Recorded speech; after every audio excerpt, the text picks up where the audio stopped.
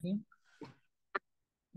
आज का जो हमारा फर्स्ट टॉपिक है उसमें हम लोगों ने यूट्राइन एनॉमलीज को जो है ना वो डिस्कस करना है। यूट्राइन एनॉमलीज का दूसरा नाम है मुलेरियन डक्ट एनॉमलीज। अब सबसे पहले तो आप लोगों को ये पता होना चाहिए कि मुलेरियन डक्ट क्या होता है, फिर उसके बाद आपको यूट्राइन जो एनॉमलीज है वो समझ आएंगी। तो उसको थोड़ा आसान करने के लिए आप लोगों के लिए यहाँ पे मैंने डायग्राम बनाई है। तो फर्स्ट ऑफ ऑल ये मेरे पास जो साइड पे रेड दो स्ट्रक्चर्स हैं, ये बेसिकली आपके पास मेटानेफ्रॉन्स है। ये आप लोगों ने याद रखने। फिर उसके बाद आपके पास ये जो दरमियान में दो छोटे छोटे ब्लू टाइप स्ट्रक्चर हैं, इनको बेसिकली गोनेट्स बोलते होते हैं। गोनेट्स का मतलब होता है इन्होंने आपके जो है ना वो जाके जो गोनेडल ऑर्गन्स हैं उनको बनाने हैं। लाइक मेल में टेस्टिस हैं। और मेटानेफ्रॉन का काम आप लोगों ने पढ़ा हुआ है, ये किडनी की डेवलपमेंट कराती है। मेटानेफ्रॉन और गोनेट्स के दरमियान यहाँ पे दो स्ट्रक्चर्स हैं, ठीक है। दिस वन फर्स्ट, ठीक है, जो लेटरल है थोड़ा सा, जो गोनेट से थोड़ा सा लेटरल है, इसको बोलते हैं मुलेरियन डक्ट, या इसका दूसरा नाम है पैरामीजोनेफ्रिक डक्ट। ये आपने प्लीज याद रखने। इसका क्या नाम है? मुलेरियन डक्ट या पैरामीजोनेफ्रिक डक्ट, ये आपको पता होना चाहिए। अच्छा जी, उसके बाद जो गोनेड्स हैं उसके ये मीडियल साइड पे जो आपके पास स्ट्रक्चर आती है, इसको बोलते हैं वुल्फियन डक्ट, ठीक है। ये आप लोगों ने याद रखना है। या इसको बोले, सॉरी, ये जो मुलेरियन डक्ट है इसको पैरा, आपकी बुक के अंदर उन्होंने जो फर्स्ट एड की बुक है उसमें उन्होंने लिखा भी होगा कि आपके पास जो मुलेरियन डक्ट है इसको पैरामीजोनेफ्रिक डक्ट बोलते हैं, और जो वुल्फियन डक्ट है इसको मेसोनेफ्रिक डक्ट बोलते हैं। अब इन दोनों डक्ट्स को पढ़ना क्यों जरूरी है? विकास हमने यूट्रस की एनॉमलीज पढ़नी है, हमने फीमेल जो रिप्रोडक्टिव ऑर्गन है उनके एनॉमलीज को डिस्कस करना है। अब अगर मुझे ये नहीं पता होगा कि यूट्रस की डेवलपमेंट किस चीज से होती है, तो मुझे उसके जो एनॉमलीज होंगी वो समझ नहीं आएंगी। बेसिकली ये जो आपके पास मलेरियन डक्ट होती है ना, जिसको आप पैरा मेसोनेफ्रिक डक्ट बोलते हो, ये वो डक्ट होती है जिसने आगे जाके फीमेल इंटरनल स्ट्रक्चर्स बनाने होते हैं। अब फीमेल इंटरनल स्ट्रक्चर कौन कौन से हैं? एक आपके पास फ्लोपियन ट्यूब आता है, फिर उसके बाद आपका यूट्रस आता है, फिर उसके बाद आपका जो सर्विक्स है, फिर उसके बाद आपका जो प्रोक्सिमल वजाइन है। These are the internal structures which will develop from the Mullerian duct या पैरामीजोनेफ्रिक डक्ट। ये आप लोगों ने याद रखना है। अच्छा, उसके बाद है आपका वुल्फियन डक्ट। वुल्फियन डक्ट क्या करता है? बेसिकली ये इसका दूसरा नाम है मीजोनेफ्रिक डक्ट। ये डक्ट बेसिकली आपके पास जो मेल की इंटरनल स्ट्रक्चर्स है उनको ये बनाएगा। अब उसमें क्या क्या आता है? आप लोगों ने पढ़ा हुआ था सीड के नाम से, एक निमोनिक था SWD। एस से क्या बनता है? आपका सेमिनल वेजिकल। ई से क्या बनता है? एपिडिडमस। ई से क्या बनता है? Ejaculatory duct. और डी से क्या बनता है? Ductus deferens. So these are the male internal structures which will develop from Wolffian duct. अब बात ये है कि भाई ये जो मुलेरियन डक्ट है, लेट्स सपोज मैं एक एग्जांपल देता हूँ, जो मेल है, मेल के अंदर जो वुल्फियन डक्ट है वो तो चलो बना देगी मेल की स्ट्रक्चर्स, लेकिन मेल में मलेरियन डक्ट को कौन इनहिबिट करेगा? तो आप लोगों में से कोई बता सकते हैं कि आप लोगों को ये मैंने पढ़ाया भी हुआ टॉपिक कि जो वुल्फियन डक्ट है मेल के अंदर वो मेल स्ट्रक्चर्स बनाएगी, बट मेल में मलेरियन डक्ट क्यों नहीं होती? तो आप लोगों ने क्या याद रखना है? बेसिकली मेल के अंदर टेस्टीज होते हैं, ठीक है। जो टेस्टीज होते हैं they will produce Mullerian inhibiting hormone या मुलेरियन इनहिबिटिंग फैक्टर। ये आप लोगों ने प्लीज याद रखना है। तो ये आप लोगों को इम्पोर्टेंट पॉइंट पता होना चाहिए कि मेल के अंदर टेस्टीज होते हैं, ठीक है। टेस्टीज के अंदर क्या होगा? आपके पास मुलेरियन इनहिबिटिंग फैक्टर या मुलेरियन इनहिबिटिंग हार्मोन प्रोड्यूस होगा। वो मुलेरियन इनहिबिटिंग फैक्टर क्या करेगा? आपके पास जाके मेल के अंदर इस मुलेरियन डक्ट को इनहिबिट कर देगा। तो भाई जब मेल में मुलेरियन डक्ट इनहिबिट हो जाएगी तो जो फीमेल स्ट्रक्चर है वो नहीं बनेगी। अब लेट्स सपोज मैं बात करता हूँ फीमेल की। अब फीमेल के अंदर क्या होता है? आपके पास जो मलेरियन डक्ट है वो परसिस्ट करेगी, ये आपने प्लीज याद रखना है। बट जो वुल्फियन डक्ट है, जारी बात है, जो आपके पास फीमेल है, फीमेल के अंदर टेस्टिस तो नहीं होते, तो अगर टेस्टिस नहीं होंगे तो क्या होगा? आपके पास मलेरियन डक्ट इनहिबिट नहीं होगी। तो ये आप लोगों ने इसमें जो है ना वो चीज याद रखनी है कि फीमेल की बॉडी के अंदर जो बेसिकली इंटरनल स्ट्रक्चर्स होती हैं वो मलेरियन डक्ट से बनती हैं। ये आपको इसमें याद रखना है। ये बेसिक एक तरह से एम्ब्रियोलॉजी है जो मैंने आप लोगों को फर्स्ट लेक्चर के अंदर पढ़ा दी थी। अब ये जो डेवलपमेंट हो रही है कि मलेरियन डक्ट में फीमेल स्ट्रक्चर बनाएगी, जो वुल्फियन डक्ट है वो मेल स्ट्रक्चर्स बनाएगी, ये जितनी भी डेवलपमेंट होती है ना, ये 6 वीक के लेके 8 वीक, ठीक है, ये आपका छठे हफ्ते से लेके 8वें हफ्ते के दरमियान ये कंप्लीट हो जाता है, मतलब जो भी चीज बननी है वो प्रॉपर डेवलप हो जाएगी। ये आप लोगों ने बेसिक जो है ना वो एम्ब्रियोलॉजी याद रखनी है। अच्छा, अब हम बात करते हैं आपके यूट्रस की एनॉमलीज को। यूट्रस की एनॉमलीज का दूसरा नाम है मुलेरियन डक्ट एनॉमलीज। इसका मतलब क्या हुआ कि ये जो एनॉमलीज है ये सिर्फ और सिर्फ फीमेल के अंदर होंगी, क्योंकि यूट्रस फीमेल में होता है, तो these are the anomalies of female. अब फीमेल में कौन सा रिप्रोडक्टिव ऑर्गन है जिसकी ये एनॉमलीज होंगी? ये बेसिकली यूट्रस की है। तो यूट्रस हमने पढ़ा वो मुलेरियन डक्ट से बनता है, तो अगर मुलेरियन डक्ट में मसला आएगा तो उसको बोलेंगे मुलेरियन डक्ट एनॉमलीज। अब यहाँ पे मेरे पास लेट्स सपोज ये आपके पास क्या है, एक तरह से आपकी मलेरियन डक्ट है। अब हर बच्चे ने इस पॉइंट को समझना है, क्योंकि अगर आपको ये समझ नहीं आएगा आपको एनॉमली समझ नहीं आएंगी। तो हर बच्चे ने क्या याद रखना है कि नॉर्मल यूट्रस, नॉर्मल सर्विक्स, जो अपर वजाइना होता है वो कैसे बनता है। बेसिकली ये आपके पास दो मलेरियन डक्ट है। अब आपने देखा ये दोनों मलेरियन डक्ट आगे आके क्या करती हैं, आपस में फ्यूज हो जाती हैं। फ्यूज होके ये आपकी जाके इस स्ट्रक्चर के साथ मिलेंगी जिसको बोलते हैं कवर्नर साइनस। ठीक है, ये आपने याद रखने हैं। अब ये बेसिकली सबसे पहले क्या होगा, ये दोनों मेसोनेफ्रिक डक्ट बनेगी। तो आप लोगों ने याद रखना है कि मेसोनेफ्रिक डक्ट के अंदर तीन चीजों को माइंड में रखना है, इसकी फॉर्मेशन, इसकी फ्यूजन और इसकी कैनलाइजेशन। फॉर्मेशन का मतलब होता है कि ये दो डक्ट्स आपके पास स्टार्ट में बनेगी, ये दोनों मिलके क्या करेंगी, आपस में फ्यूज हो जाएंगी। तो यहाँ पे ये फ्यूज हो रही हैं, फ्यूज होने के बाद ये नीचे अपवर्ड मूव करेंगी टूवर्ड क्वर्नर साइनस। जो आपका ये साइनस है, ठीक है, सॉरी ये यूरोजेनिटल साइनस है, क्वर्नर साइनस से मिस्टेक हो गई है। दिस इज यूरोजेनिटल साइनस, ये प्लीज आप लोगों ने करेक्ट कर लेने हैं। क्वर्नर साइनस आपके ब्रेन में होती है तो वो यहाँ पे नहीं होगी, इट इज यूरोजेनिटल साइनस। ये यूरोजेनिटल साइनस क्या करती है, जो विजाइना का डिस्टल पार्ट होता है ना वो बनाते हैं। तो हमने पढ़ा कि जो मलेरियन डक्ट है वो यूट्रस, सर्विक्स और विजाइना का अपर पार्ट बनाएगा। तो अब हमने पढ़ना है कि वो जो यूट्रस, सर्विक्स और विजाइना का अपर पार्ट है वो इस मलेरियन डक्ट के किस पार्ट से बनता है। तो देखें ये जो आपके पास फर्स्ट पार्ट है, दिस वन, ये फ्यूज होके क्या बनाता है, आपके पास यूट्रस बनाएगा।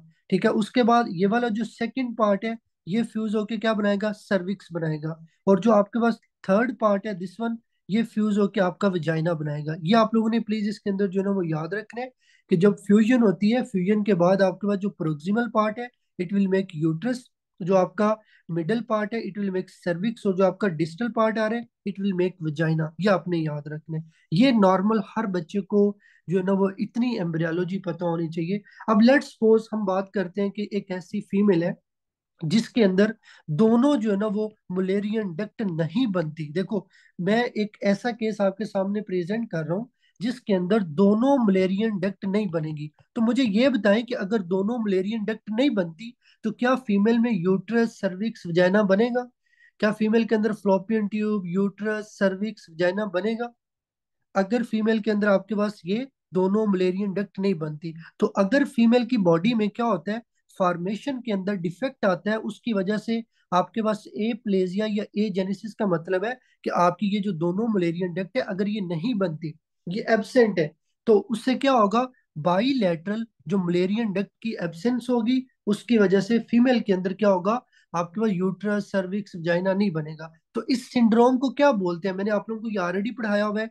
This is called Mullerian agenesis, या इसको बोलते हैं मायर रोकिटेंस्की कोस्टर हाउसर सिंड्रोम। ये आप लोगों ने भाई बुक से देख लेने, वहां पे लिखा भी होगा कि मायर रोकिटेंस्की कोस्टर, उसके बाद हाउसर आता है और सिंड्रोम है। ये आप लोगों ने याद रखना है। अच्छा, अब मैं ये करता हूँ कि लेट्स सपोज एक फीमेल मेरे पास आती है, उसकी बॉडी के अंदर एक मलेरियन डक्ट एब्सेंट है। ठीक है, एक मलेरियन डक्ट नहीं बनती और एक बन जाती है। तो भाई जब एक मलेरियन डक्ट बनेगी, नॉर्मल क्या होता है, अगर आपने यूट्रस पूरा बनाना है, सर्विक्स पूरी बनानी है, वजाइना पूरी बनानी है, तो आपको दोनों मलेरियन डक्ट चाहिए, आपको एक नहीं चाहिए। तो इसका मतलब क्या होगा, आपके पास अगर एक पेशेंट, उसके अंदर एक जो है वो मलेरियन डक्ट का मसला होता है, इसको बोलते हैं यूनिलैटरल एजेनेसिस, कि एक साइड की डक्ट एब्सेंट है। अब क्या होगा कि जो दूसरी साइड की डक्ट होगी, जो मलेरियन डक्ट होगी, वो क्या करेगी, वो आपका हाफ ऑफ पार्ट बनाएगी। क्योंकि अगर आपको कंप्लीट यूट्रस बनाना है तो उसके लिए दोनों मलेरियन डक्ट चाहिए, लेकिन इसमें एक एब्सेंट है। जब एक एब्सेंट होगी तो क्या होगा, आपके पास फ्लोपियन ट्यूब भी एक बनेगी, आपके पास जो यूट्राइन कैविटी है वो भी हाफ बनेगी, जो सर्विक्स है वो भी हाफ बनेगी, और जो वजाइना है वो भी एक तरह से हाफ बनेगी, वो सही से डेवलप नहीं होगी। ये आप लोगों ने याद रखना है। इसको बोलते हैं यूनिकार्नुएट यूट्रस। ये प्लीज आप लोगों ने याद रखना है।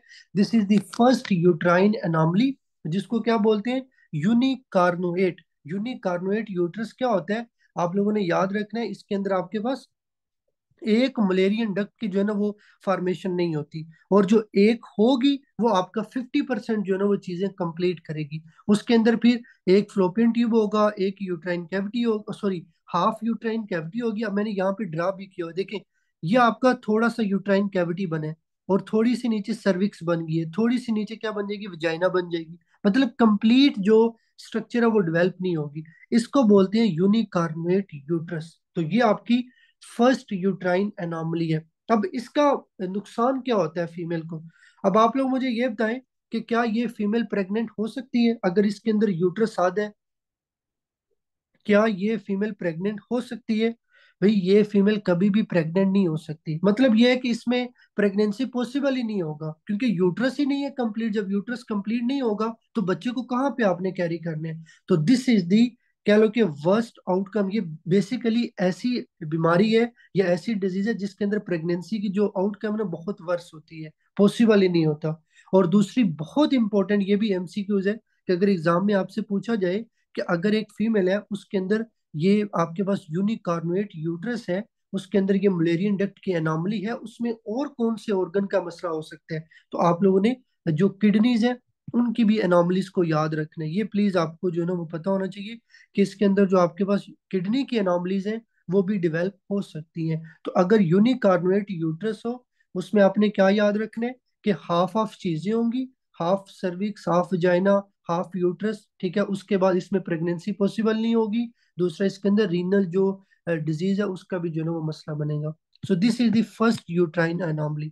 अच्छा जी, उसके बाद यहाँ पे सेकंड आप लोगों के सामने पिक्चर में ओपन करता हूँ।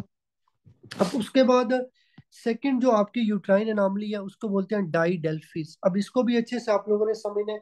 सबसे पहले नॉर्मल समझते हैं। नॉर्मल क्या होता है, ये मेरे पास दो आपकी मलेरियन डक्ट है। ये दोनों मलेरियन डक्ट मिलके एक जो है ना वो आपके पास मतलब स्ट्रक्चर आगे जाके दोनों फ्यूज हो जाएंगी।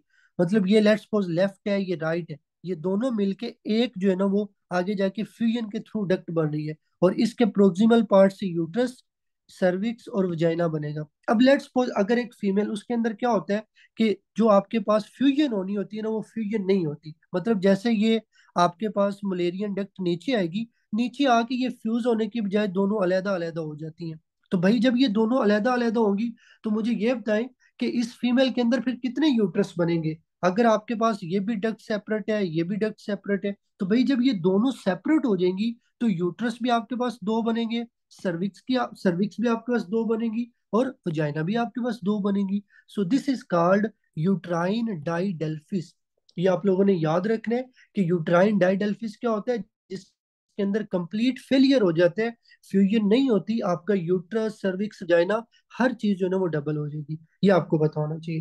अच्छा जी, उसके बाद सेकंड, बिल्कुल ये नॉर्मल है। इसके अंदर तो आपका यूट्रस ठीक है, सर्विक्स ठीक है, वजाइना ठीक है, इसमें मसला नहीं बनेगा।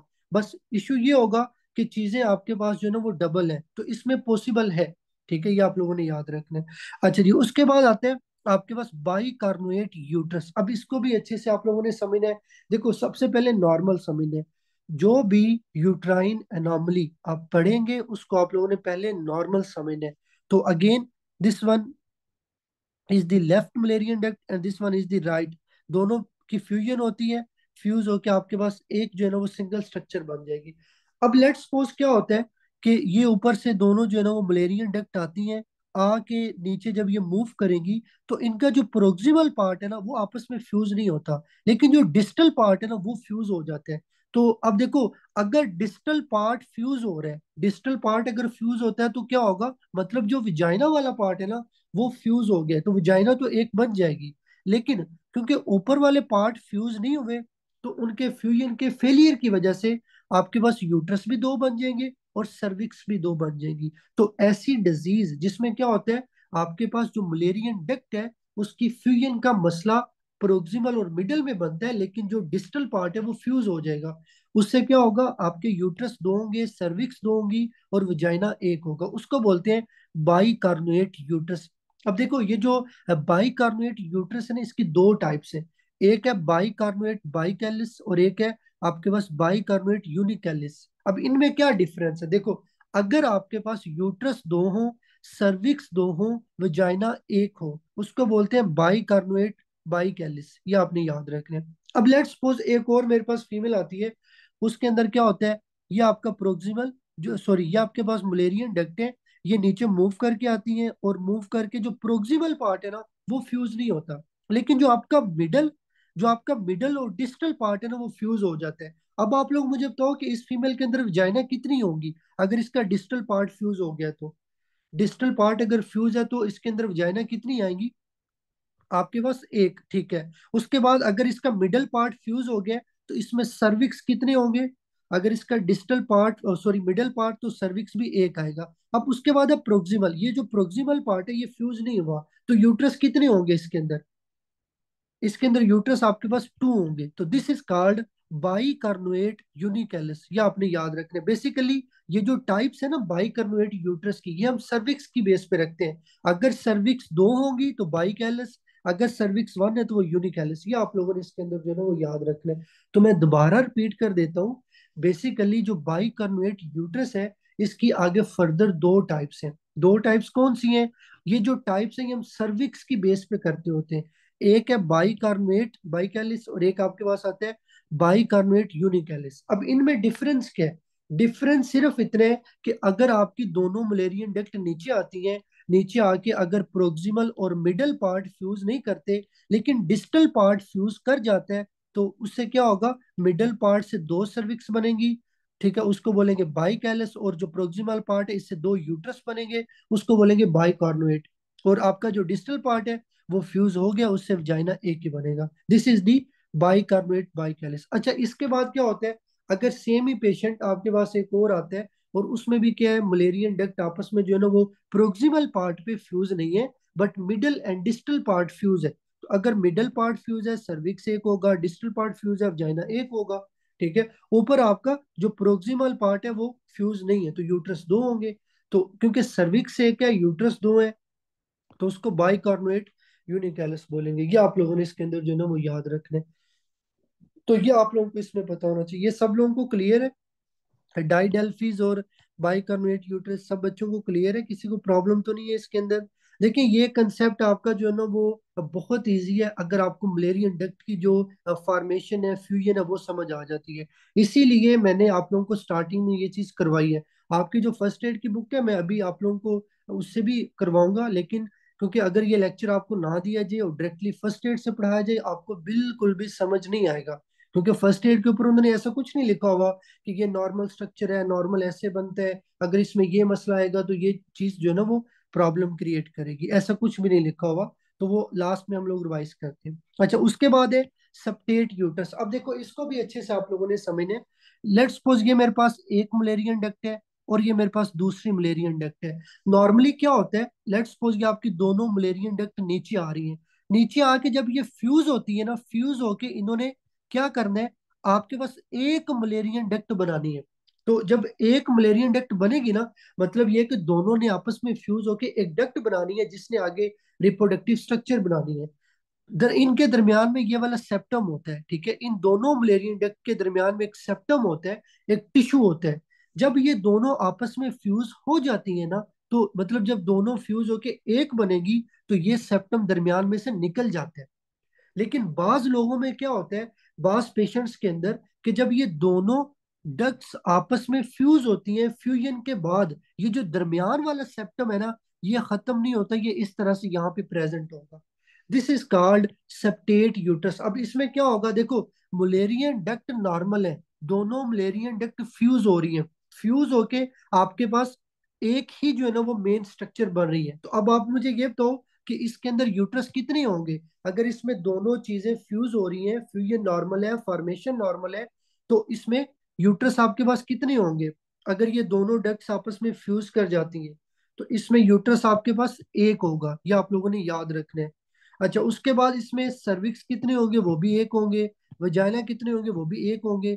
अब मैं अगेन रिपीट कर देता हूँ, यहाँ पे बच्चे दो कह रहे हैं, भाई देखिए आप लोग खुद समझे कि अगर ये दोनों डक्ट्स आपस में फ्यूज कर गई हैं, आपस में ये दोनों मिल गई हैं, मसला इनके जो है ना वो फ्यूजन का नहीं है।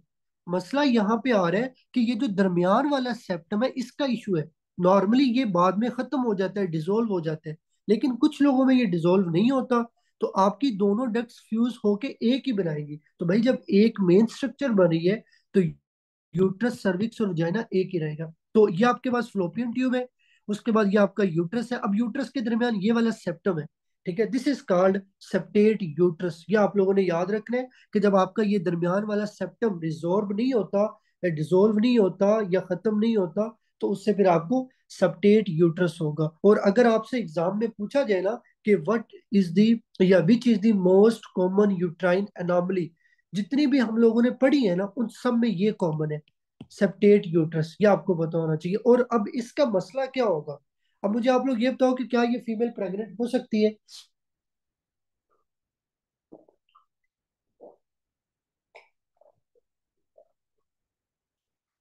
अच्छा, अगर ये फीमेल प्रेग्नेंट होती है तो इसको क्या मसला बन सकता है? किसी बच्चे को आइडिया हो? अगर ये फीमेल प्रेग्नेंट होती है तो इसको क्या मसला बन सकता है? इसके अंदर प्रेगनेंसी लॉस हो सकता है। ये आप लोगों ने याद रखना है। प्रेगनेंसी लॉस क्यों होगा? बिकॉज ये जो आपका दरमियान में सेप्टम है, इसके मसले की वजह से, क्योंकि ये सेप्टम दरमियान में है, तो इससे आपको जो है ना वो प्रेगनेंसी लॉस होगा। एक्टॉपिक प्रेगनेंसी नहीं होगा, बेसिकली जिसको आप लोग अबॉर्शन बोलते हो, ठीक है, या प्रेगनेंसी लॉस बोलते हो बिफोर 20 वीक ऑफ गेस्टेशन, वो इसके अंदर मसला बनेगा। So these are the uterine anomalies. अब हम पढ़ते हैं जी फर्स्ट एड से, फिर देखते हैं क्या क्या चीजें आप लोगों को जो है ना वो समझ आती हैं या नहीं।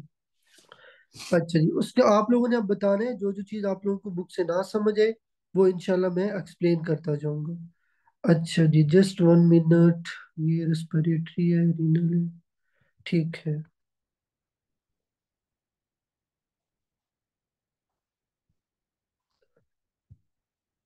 ठीक है जी। तो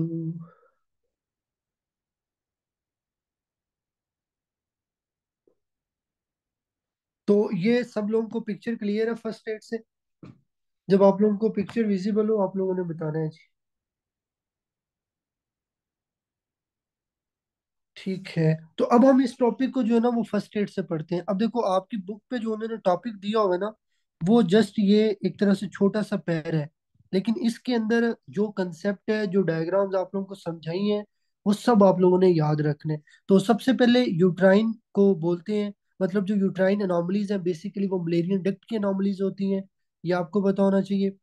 ये जो पैरा ना इसको हम बाद में पढ़ते हैं, पहले हम देखते हैं कि जो आपके पास टाइप्स हैं वो कौन कौन सी हैं। पहले है सेप्टेट यूट्रस। मैंने आप लोगों को पढ़ा दिया कि अगर जो सेप्टम है वो रिजॉर्व नहीं होगा तो उससे आपको सेप्टेट यूट्रस होगा। ये कॉमन एनॉमली है। और इसकी ट्रीटमेंट क्या होती है? आपने ये सेप्टम को रिमूव करना है, सेप्टोप्लास्टी करनी है। अच्छा, उसके बाद है बाइकर्नुएट यूट्रस। बाइकर्नुएट यूट्रस में क्या पढ़ाया था कि आपकी जो मलेरियन डक्ट है उनकी फ्यूजन ठीक से नहीं होती। मतलब जो मलेरियन डक्ट है वो बंद तो जाती है, फॉर्मेशन ठीक होती है, लेकिन जब उनकी फ्यूजन पे बात आती है ना तो वहां पे मसला बनता है। अब यहाँ पे उसने बाइकर्नुएट यूट्रस की टाइप्स नहीं लिखी, वो आप लोग यहाँ पे लिख सकते हैं। ये आप लोगों ने चीज नोट कर लेनी है। उसके बाद है यूट्रस डाइडेल्फिस। यूट्रस डाइडेल्फिस में क्या पढ़ाया था कि आपके पास फ्यूजन कंप्लीट फेलियर होते हैं। देखो, जो बाइकार्बोनेट यूट्रस है इसमें जो डिस्टल पार्ट है ना वो फ्यूज हो जाते हैं, इसीलिए इसको इनकम्प्लीट बोलते हैं। लेकिन जो यूट्रस डाइडेल्फिस है ना इसमें टोटली आपकी जो मलेरियन डक्ट्स होती है वो आपस में मिलती ही नहीं है, प्रोक्सिमल भी, मिडल भी, डिस्टल भी। तो उससे क्या होगा? आपका यूट्रस, सर्विक्स और वजाइना डबल होगा। तो मैं रिपीट कर देता हूँ। देखिए, ये मेरे पास दो मलेरियन डक्ट है, ये दोनों आपकी नीचे मूव करेंगी। नीचे मूव करने के बाद ये प्रोक्सिमल पार्ट है, उसके बाद ये आपका डिस्टल पार्ट आएगा, और उसके बाद ये आपका नीचे, सॉरी, ये आपका मिडल पार्ट है, और उसके बाद नीचे ये डिस्टल पार्ट है।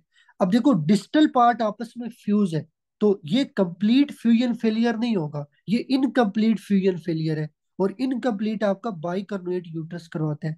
लेकिन अगर आपका प्रोक्सिमल भी फ्यूज ना हो, मिडल भी फ्यूज ना हो, और डिस्टल भी फ्यूज ना हो, तो उससे क्या होगा? कंप्लीट फेलियर बोलेंगे। और उससे फिर यूट्रस, सर्विक्स और वजाइना डबल होंगे। बेसिकली बाइकार्बोनेट और यूट्रस डाइडेल्फिस में डिफरेंस ये होता है कि जो यूट्रस डाइडेल्फिस है ना, इसमें वजाइना डबल होती है, लेकिन जो ये बाइकार्बोनेट यूट्रस है इसमें वजाइना डबल नहीं होती, बिकॉज आपका जो डिस्टल पार्ट होता है वो फ्यूज हो जाता है।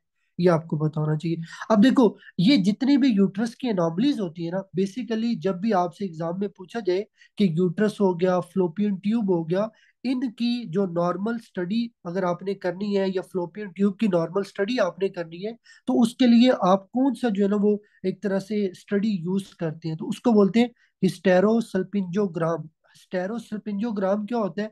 बेसिकली इसके अंदर आपने मरीज को कंट्रास्ट देना होता है।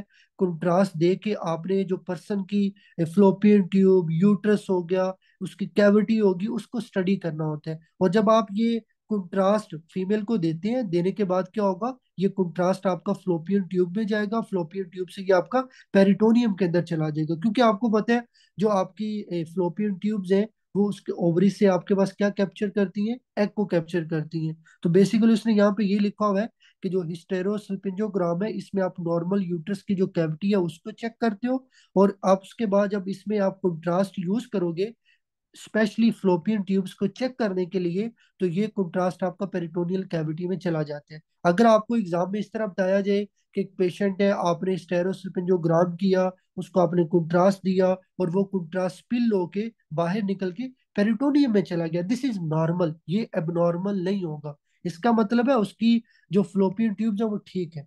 ये आप लोगों ने इसके अंदर जो है ना वो याद रखना है। अच्छा, उसके बाद उसने लिखा हुआ है कि ये जो आपके पास केस होते हैं, इसमें फर्टिलिटी डिक्रीज हो जाती है। मैंने आप लोगों को ऑलरेडी पढ़ा दी है कि अगर यूट्रस आधा बनेगा या दरमियान में सेप्टम होगा, तो उससे मसला बन सकता है।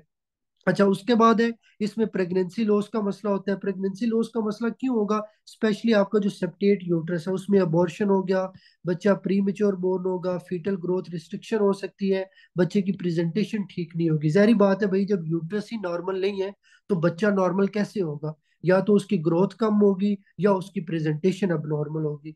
ये आप लोगों को इसके अंदर जो है ना वो याद रखना है। तो ये प्लीज आप लोगों को इसके अंदर जो है ना वो पता होना चाहिए। फिर उसके बाद अब इसमें फर्टिलिटी डिक्रीज क्यों होगी? भाई देखो, सिंपल सी बात है। अगर एक फीमेल, लेट्स सपोज उसको, आपके पास यूनिकार्नुएट जो है ना वो यूट्रस है, उसकी एक मलेरियन डक्ट काम करती है और एक नहीं करती, तो क्या होगा? जो आधी काम कर रही है वो आधी विजाइना बनाएगी। जब विजाइना आधी बनेगी, जहरी बात है वो सही से जो है ना वो फंक्शन नहीं करेगी। फिर इसी तरह अगर आपकी मलेरियन डक्ट काम ही नहीं करती, तो मलेरियन डक्ट अगर काम ही नहीं करती, ये दोनों बनती ही नहीं है, उससे भी क्या होगा? इनफर्टिलिटी हो सकती है। ये आप लोगों ने याद रखना है। अच्छा, हिस्टेरोसिल्पंजोग्राम मैंने आप लोगों को ये बताया कि ये बेसिकली आप लोगों से अगर एग्जाम में पूछा जाए कि हिस्टेरोसिल्पंजोग्राम क्या है, आप लोगों ने ये बताना है कि ये एक ऐसी कह लें कि स्टडी है जिसके अंदर आपने यूट्राइन कैविटी को देखना होता है। बेसिकली इसमें आपने मरीज को कंट्रास्ट देना होता है। कंट्रास्ट देने के बाद आपने मरीज की यूट्राइन कैविटी, उसकी फ्लोपियन ट्यूब की स्टडी करनी है। ठीक है, उसको बोलते हैं हिस्टेरोसिल्पंजोग्राम। ये आप लोगों ने यहाँ से जो है ना वो कंप्लीट करना है। अच्छा जी, उसके बाद यहाँ पे सेकंड टॉपिक है आपका जो पिनाइल एनोमलीज। ये भी बहुत इजी है, इसको भी पहले नॉर्मल समझना है आप लोगों ने। नॉर्मल क्या होता है? चलिए आप लोग पहले मुझे बताएं कि जो आपका यूरिथ्रा होता है, उसके कितने पार्ट होते हैं? जल्दी से बताएं। पहले आप लोगों से क्वेश्चन है कि यूरिथ्रा के कितने पार्ट हैं? यूरिथ्रा के कितने पार्ट होते हैं भाई? ठीक है, यहाँ पे कुछ बच्चे तीन कह रहे हैं। तो बताएं जी, आप लोगों ने बताना है कितने पार्ट होते हैं यूरिथ्रा के।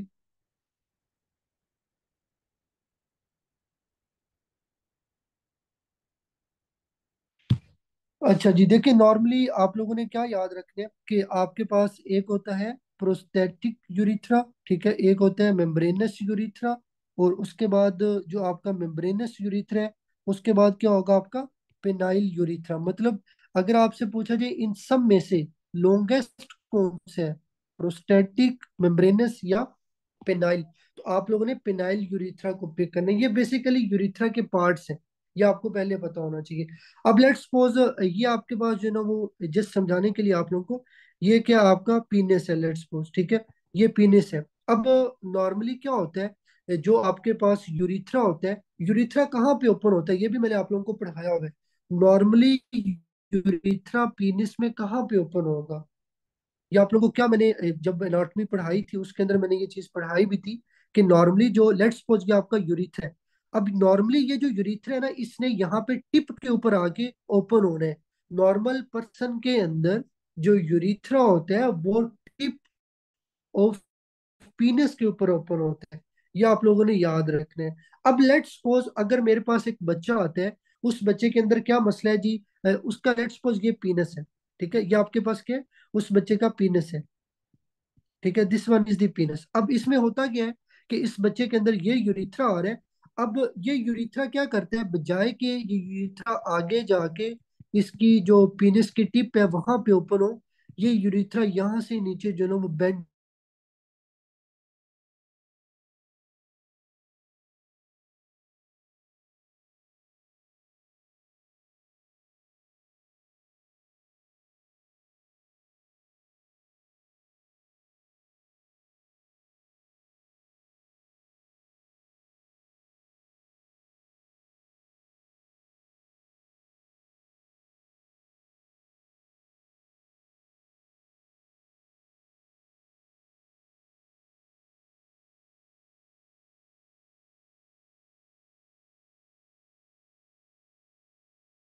Just 1 minute, just 1 minute. ठीक है, वॉइस आप लोगों को अब आ जाएगी दोबारा, जस्ट वेट करें। अब आप लोगों को वॉइस ठीक आ रही है सब बच्चों को? ठीक है, ठीक है। तो जस्ट मुझे ये ओपन करने दे, उसके बाद मैं आप लोगों को ये टॉपिक एक्सप्लेन करता हूँ। तो जी, ये आपका यहाँ पे आ जाता है, फिनाइल यूरिथ्रल एनोमलीज, ठीक है। तो नॉर्मली मैं आप लोगों को क्या चीज करा रहा था कि लेट्स सपोज ये आपके पास पीनस है। नॉर्मल बच्चे के अंदर क्या होता है कि जो आपके पास यूरिथ्रा होता है, ये यहाँ पे ओपन होता है टिप ऑफ पीनस के ऊपर। लेकिन अगर एक बच्चा उसके अंदर लेट्स सपोज यहाँ से यूरिथ्रा आ रहा है, ये यूरिथ्रा बजाय कि आपका टिप ऑफ पीनस पे जाके ओपन हो, अगर ये नीचे की तरफ यहाँ पे आके ओपन हो जाते हैं, ठीक है। मतलब अगर आपका जो यूरिथ्रा है वो पीनस के अंदर, जो आपके पीनस की नीचे वाली साइड है ना, ठीक है, देखिए पीनस की दो साइड्स हैं, एक ऊपर वाली साइड और एक नीचे वाली। जो नीचे वाली साइड है ना, इसको वेंट्रल बोलते हैं, और जो ऊपर वाली साइड है इसको डोर्सल बोलते हैं। अगर आपका यूरिथ्रा क्या करता है, वो आके ओपन हो जाता है वेंट्रल साइड पे, बजाय कि वो टिप ऑफ पीनस पे जाए, ठीक है, इसको बोलते हैं हाइपोस्पीडियस। ये आपने प्लीज याद रखना है। अब ऐसा होता क्यों है? नॉर्मली क्या होता है कि एक यहाँ पे यूरिथ्रल फोल्ड होती है और एक यहाँ पे यूरिथ्रल फोल्ड होती है। ये जो यूरिथ्रल फोल्ड्स होती है ना, इनका काम होता है आपके ये जो पिनाइल यूरिथ्रा है ना, इसको आगे लेके आना और फ्यूज होके इसको टिप ऑफ पीनस के ऊपर ओपन करना। लेकिन जब ये यूरिथ्रल फोल्ड्स आपस में मिलती नहीं है ना, इनका आपस में कह लो कि मिलाप नहीं होता, ये आपस में ये फ्यूज नहीं होती, तो जब ये आपस में फ्यूज नहीं होंगी तो तब ये होता है कि आपका ये जो यूरिथ्रा है ना, ये आपका वेंट्रल सरफेस पे ओपन हो जाएगा। तो उसने भी यहाँ पे ये लिखा हुआ है कि जो आपका पिनाइल यूरिथ्रा है, अगर इसकी ओपनिंग एबनॉर्मल होती है ऑन दी वेंट्रल, मतलब on the under surface of पीनस, तो उसको क्या बोलेंगे? आपके पास हाइपोस्पेडियस बोलेंगे। और ऐसा क्यों होता है? यूरिथ्रल फोल्ड के फेलियर टू फ्यूज की वजह से। अब इसका एग्जाम में क्वेश्चन कैसे आएगा? अगर आपने क्वेश्चन को समझ लिया, जो मर्जी इंटरनेशनल एग्जाम है, एनएलई हो, प्लेब हो, यूएसएमएलई हो, आपको मसला नहीं बनेगा। क्वेश्चन ये आएगा, जस्ट अजान हो रही है, 1 मिनट वेट कर लें।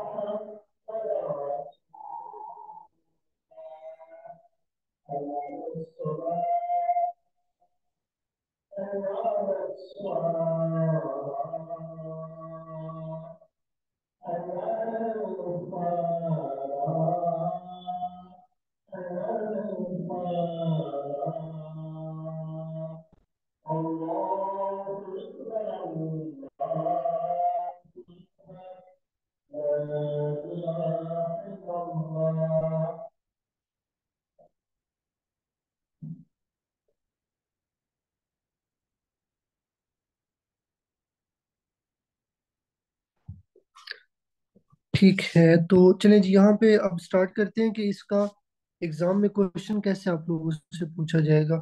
तो देखें, अगर आपको एग्जाम में क्वेश्चन आता है कि एक फीमेल बच्चे को लेके आई है और वो फीमेल आपको आके बोलते हैं, डॉक्टर साहब जब भी ये पेशाब करता है ना, यूरिन करता है, तो बेसिकली होता क्या है कि जो यूरिन है वो डायरेक्टली जाके इसके पाँव को हिट करते हैं। अब नॉर्मल बच्चे में तो ऐसा नहीं होगा ना। जो यूरिन होगा उसकी जो आप कह लो कि धार है वो प्रॉपर आगे की तरफ होगी। लेकिन अगर वो बजाय के फॉरवर्ड जो है वो डायरेक्टली आपका नीचे जाके स्पेशली आपके पास हिट कर रहा है आपके पाँव के ऊपर, तो वो क्या होगा? आपके पास हाइपोस्पेडियस होगा। ये आप लोगों ने इसके अंदर याद रखना है। जब भी इस तरह से क्वेश्चन है, आपसे दो चीजें पूछी जाएंगी। या पूछा जाएगा कि वो यूरिथ्रा कहाँ पे ओपन हो रहा है, वेंट्रल सरफेस को पिक करना है। या पूछा जाएगा कि ऐसा होता क्यों है, क्यों ये बेसिकली यूरिथ्रा आपका नीचे ओपन हो रहा है। तो आप लोगों ने याद रखना है वो बेसिकली यूरिथ्रल फोल्ड्स के जो फेलियर है उसकी वजह से ऐसे होते हैं। अच्छा, उसके बाद है कि हाइपोस्पेडियस ये कॉमन होता है एज कम्पेयर टू एपिस्पेडियस, आगे हम डिस्कस करते हैं। फिर उसके बाद ये भी बहुत इंपॉर्टेंट एमसीक्यूज है कि वो बच्चे जिनको हाइपोस्पेडियस होते हैं उनकी बॉडी के अंदर और क्या क्या मसला हो सकता है। देखो, इनमें इंग्वाइनल हर्निया हो सकता है, इनमें क्रिप्टो ऑर्किडिज्म हो सकता है। फिर उसके बाद अगर इनके जो पीनस है वो अपवर्ड और डाउनवर्ड बेंड हो जाए, उसको बोलते हैं कोडे। तो ये भी एसोसिएशन आप लोगों ने याद रखनी है। फिर उसके बाद वो बच्चे जिनको हाइपोस्पेडियस होता है उनके अंदर 5 अल्फा रिडक्टेज की डेफिशिएंसी होती है, ये भी आपको पता होना चाहिए। तो ये चार चीजें आप लोगों ने इसमें याद रखनी है। अच्छा जी, उसके बाद आते हैं एपिस्पेडियस। अब देखो, सब कुछ सेम है। यहाँ पे दो डिफरेंस होंगे जो अपने हाइपोस्पेडियस से कंपेयर करने। तो मैं यहाँ पे टेबल आप लोगों के लिए बना देता हूँ। दिस वन इज दी हाइपोस्पेडियस और ये आपका आएगा एपिस्पेडियस। अब देखो, सबसे पहले हाइपो में हमने क्या पढ़ा, जो पिनाइल यूरिथ्रा है वो आपका वेंट्रल सरफेस पे ओपन होता है, ये ओपनिंग है इसकी। अच्छा, उसके बाद दूसरा ये क्यों हुआ था, ये आपका यूरिथ्रल फोल्ड के क्लोजर, मतलब जो यूरिथ्रल फोल्ड है ये सही से फ्यूज नहीं हुई थी। अब हम इसको कंपेयर करते हैं एपिस्पेडियस के साथ। एपिस्पेडियस में क्या होता है, जो आपका पिनाइल यूरिथ्रा होता है ना, वो आपकी डोर्सल सरफेस के ऊपर, मतलब आपका जो पेनिस की अपवर्ड साइड है, जो ऊपर वाली साइड है, जो टॉप साइड है, वहां पे ऊपर होगा। ये फर्स्ट डिफरेंस है। दूसरा, इसके अंदर ऐसा क्यों होता है, क्यों ये आपका जो पिनाइल यूरिथ्रा है ये ऊपर जाके ओपन हो रहा है बजाय कि ये टिप ऑफ पीनस पे जाए। इसमें बेसिकली जो आपका जेनिटल ट्यूबरकल होता है, ये आप लोगों ने याद रखना है। तो जेनिटल ट्यूबरकल के अंदर जब प्रॉब्लम आती है, इसकी प्रॉब्लम की वजह से आपका जो यूरिथ्रा होता है उसकी पोजीशन में मसला बनता है। तो उससे फिर क्या होगा, आपका यूरिथ्रा जो है वो आपका टॉप ऑफ कह लो कि जो पीनस है वहां पे जाके, यहाँ डायग्राम के साथ भी समझा देता हूँ। नॉर्मल बच्चे में ये यहाँ पे ओपन होगा, लेकिन वो बच्चा जिसके अंदर ये आपका पिनाइल यूरिथ्रा ऊपर जाके, ठीक है, दिस वन, तो ये आपका डायग्राम जो बुक में भी वो भी आप लोग समझ ले, यहाँ पे ओपन हो रहे हैं। तो इसमें क्या होगा, जेनिटल जो ट्यूबरकल है, जेनिटल ट्यूबरकल उसके जो है ना वो एबनॉर्मेलिटी बनेगी। तो आप लोगों को एग्जाम के अंदर ये दो चीजों में से क्वेश्चन आएगा। अब इसका क्वेश्चन कैसे पूछा जाएगा कि फीमेल आई है बच्चे को लेके, जब भी वो यूरिन करता है वो यूरिन उसका फेस को जाके हिट करता है, ऊपर की तरफ यूरिन जाते हैं। अब ऐसा तो कभी भी नहीं हुआ कि आपका जो है ना वो यूरिन ऊपर की तरफ जा रहा है या फेस को हिट कर रहा है। तो आप लोगों ने फौरन समझ जाना है इसको हैप्पी एपिस्पेडियस है। ठीक है, ये अपवर्ड आ रहा है। देखो, एपी से अपवर्ड याद रख लो, हाइपो से नीचे याद रख लो। और इसमें क्या होता है, वो बच्चे जिनको एपिस्पीडियस होता है उनको साथ में एक्सट्रोफी ऑफ ब्लैडर होता है। अब एक्सट्रोफी ऑफ ब्लैडर क्या है, बेसिकली जब आपकी इंटीरियर एब्डोमिनल वॉल, अच्छे से समझ रहे हैं, जब आपकी इंटीरियर एब्डोमिनल वॉल के अंदर, इंटीरियर एब्डोमिनल वॉल में डिफेक्ट आता है बिलो दी अम्बलाइकस, जब भी आपका इंटीरियर एब्डोमिनल वॉल में डिफेक्ट आएगा below the umbilicus, this is called exstrophy of bladder. ये आप लोगों ने याद रखना है। तो ये बेसिकली एसोसिएटेड होता है आपका एपिस्पीडियस के साथ। तो आप लोगों ने इस टॉपिक को कंपेयर करके याद करना है किस में किस चीज की जो है ना वो एसोसिएशन होती है। तो होप सो ये टॉपिक सब लोगों को क्लियर होगा। अब आप लोगों का जो भी क्वेश्चन है आप लोग पूछ सकते हैं। फिर उसके